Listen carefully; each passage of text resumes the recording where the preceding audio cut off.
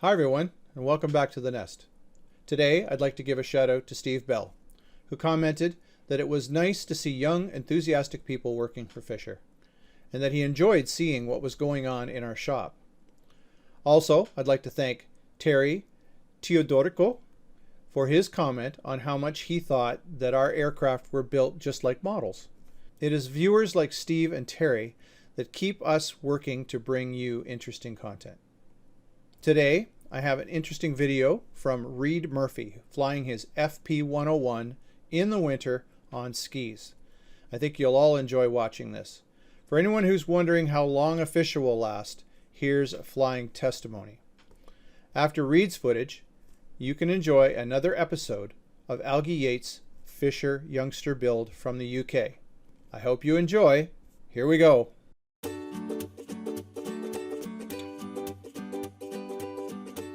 This is Fisher Flying Products. I'm Dave Hartner. Welcome to The Nest.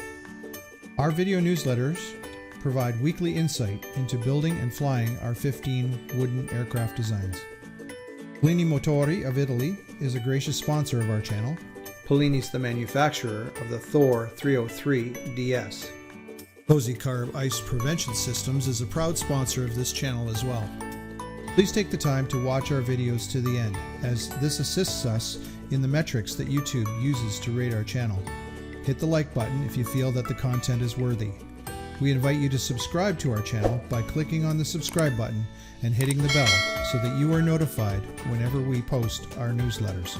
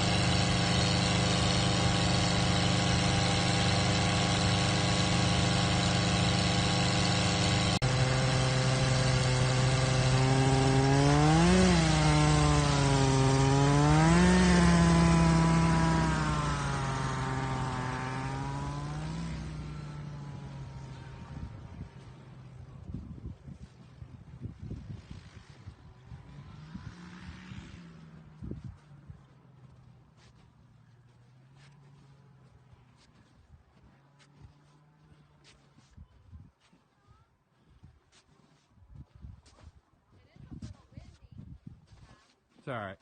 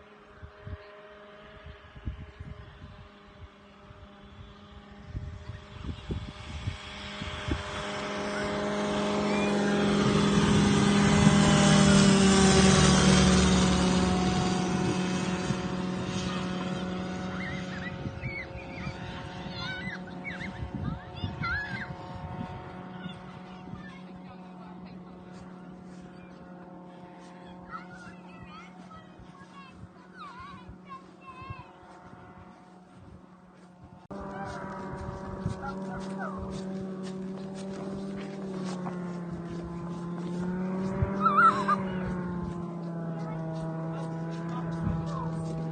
keep him safe. Please. He's right in his glory.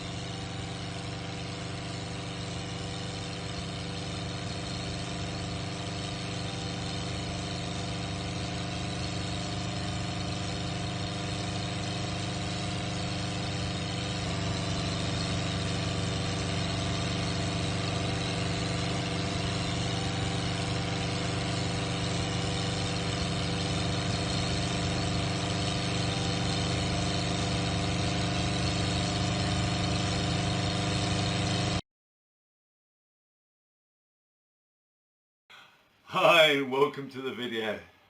In the last video, right at the end, you noted I got the T88 glue. In this video, we start making a little bit more use of it. Not as much use as I'd like because I'm always wanting to do more. But having said that, we've got some things accomplished. So in this video, I'll show you what I got up to. Okay, so onwards to build the rest of the spar up. So I'm just going to lay my resin on, same way as I did for the other capping strip, but this time I'm going to be putting in bits in between as well. So this will be very much the basic spar. I'd say half the spar, half built really, maybe slightly less, but the majority of the wood gone in. So going to do a bit of time lapse from here.